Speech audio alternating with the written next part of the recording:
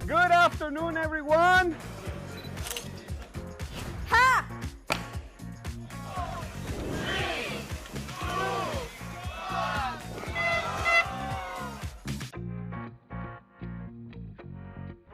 Hello, welcome to Qatar 365 with me, Adil Halim. On this episode, we look back at some of our favorite moments from 2023. We visited vulnerable animals like Arabian oryxes and Chinese pandas. Then from protecting animals to protecting the planet, we took a deep dive into the country's sustainability efforts. But we begin with sports. In the years since Qatar hosted the FIFA World Cup, there's been no shortage of memorable sporting highlights. Some of the best tennis players in the world, like Great Britain's Andy Murray and Poland's Iga Świątek, battled it out at the 2023 Qatar Open.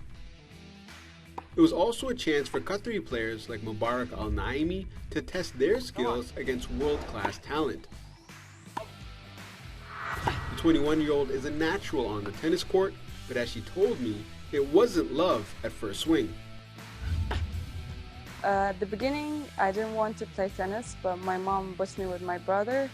And then I started competing and winning some matches and then becoming number one all category here in Doha.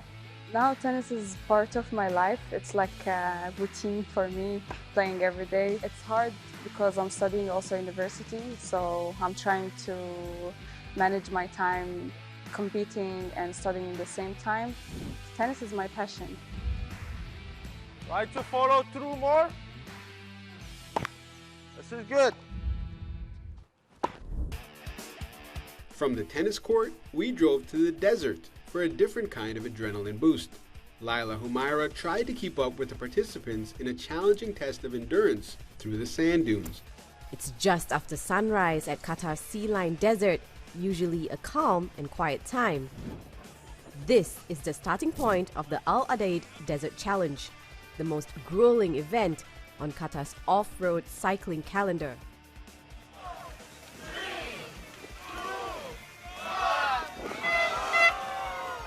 Organized by Qatar cyclists, the race features a 40-kilometer desert track over 8 sand dunes, a mixed terrain of sand and gravel, and any kind of weather condition Mother Nature has to offer.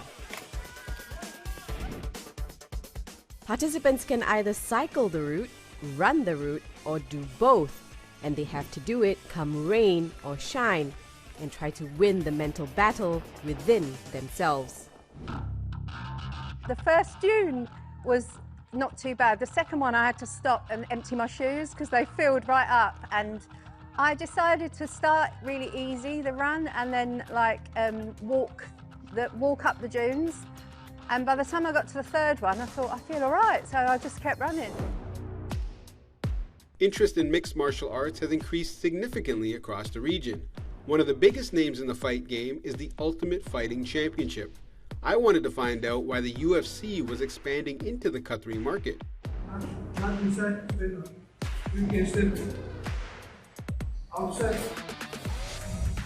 Gripped by grappling, a captive audience looks on intently as UFC lightweight champion Islam Makhachev is leading a masterclass on mixed martial arts. For members of the new UFC gym in Qatar, and even their coaches, the opportunity to learn takedown techniques from an elite fighter is not one that comes around very often.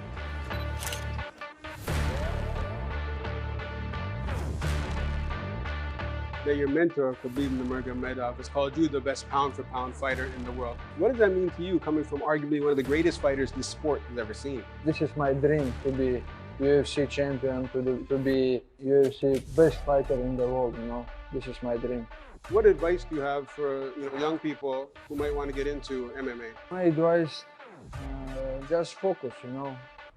Many people want to be champion, but not many people want to wake up early morning, training hard. Doesn't matter if it's MMA or other sports. You just have to be focused, training every day, and one day, Allah gonna give you. Then, from a relatively modern style of combat to ancient martial arts, Laila found out that even though Taekwondo is all about self-defense, that doesn't mean the kicks don't pack a punch.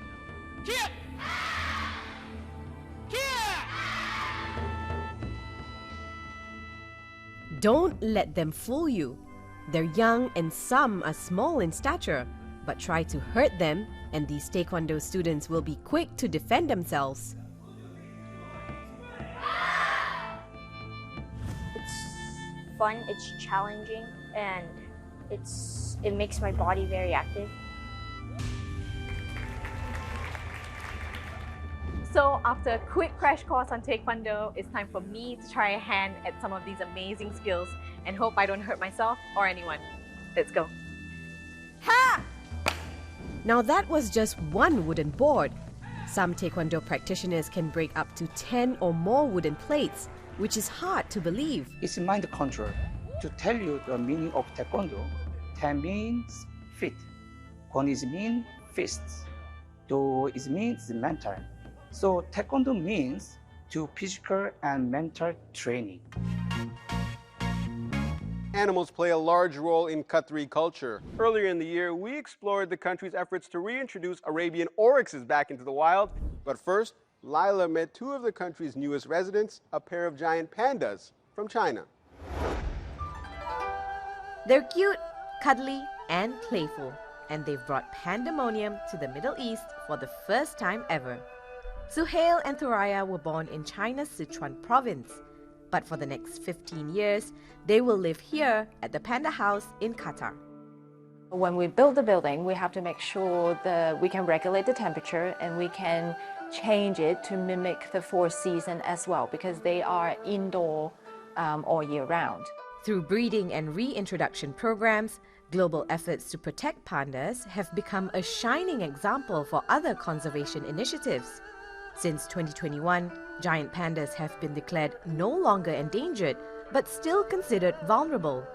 This is due to all the expertise around the world who has pandas, do all the research, and we share our findings, our husbandry techniques, and our finding annually as all the experts in the group, so we can learn more about pandas. The Arabian oryx is a majestic animal that was once on the verge of extinction, but an international conservation effort to protect them helped put a stop to that, with the hope that one day they can return to their natural habitat. So today I have 3 cases. They isolated from part of 5, one oryx with an ear injury. These animal doctors are making the rounds, checking in on their 4-legged patients. For this family of Arabian oryxes, the Al-Maha Sanctuary is their safe space. The government-run wildlife reserve is a 30-minute drive west of Doha. Andrea Dagliero says there are around 3,000 to 3,500 Arabian oryxes under his watch at the Al-Maha Sanctuary, and about 18,000 spread across the country. I really dream to see again this creature in its environment. Some kids never saw one oryx. We doesn't know what we are talking about. So our goal is show them this majestic creature. Preservation, conservation, and sustainability are some common themes we'll be hearing about for the foreseeable future, especially here at Expo 2023 Doha, the first ever horticultural exhibition held in the Middle East. Earlier this year, our team tagged along with a community-led beach cleanup to save the planet for future generations. But first, Lila peeled back the curtain at the Museum of Islamic Art to show us how ancient artifacts are restored. A leather book binding from 13th century Andalusia, a 9th century sword from the Khazar Khaganate period, and this monumental stucco panel from 12th century Iran. These are just some of the thousands of historical objects housed at the Museum of Islamic Art. It's a miracle that these artifacts have lasted through centuries. Serhat Karakaya is a metals conservator at the museum. Today, he's showing a restoration project he recently completed. Before I start treatments, it was in really poor condition with a really deep crack on the neck. Maybe you can still see it here. Meanwhile, paper and book conservator Reem Al-Khuzay is putting her expert touch on a folio from Iran and inspecting a one-of-a-kind manuscript. It's made of leather from outside, the banding, and the inside we have it on parchment. Parchment, it's animal skin. So it's from 13th century, from South Africa. In that period, they start to use a lot of animal skin and write all the Quran, let's say, or for example, this book about the stars. So science, mathematics, a lot of things on parchment. From preserving historical books to protecting the environment, we joined a dedicated group of volunteers to find out why they spend their weekends cleaning up a mess they didn't make. Good afternoon, everyone. Assalamu alaikum and welcome to the beautiful beach of the Al-Zubar Archaeological Site. But these 100 plus volunteers are not here for some fun in the sun. They're here to work, get their hands dirty, and clean up the beach.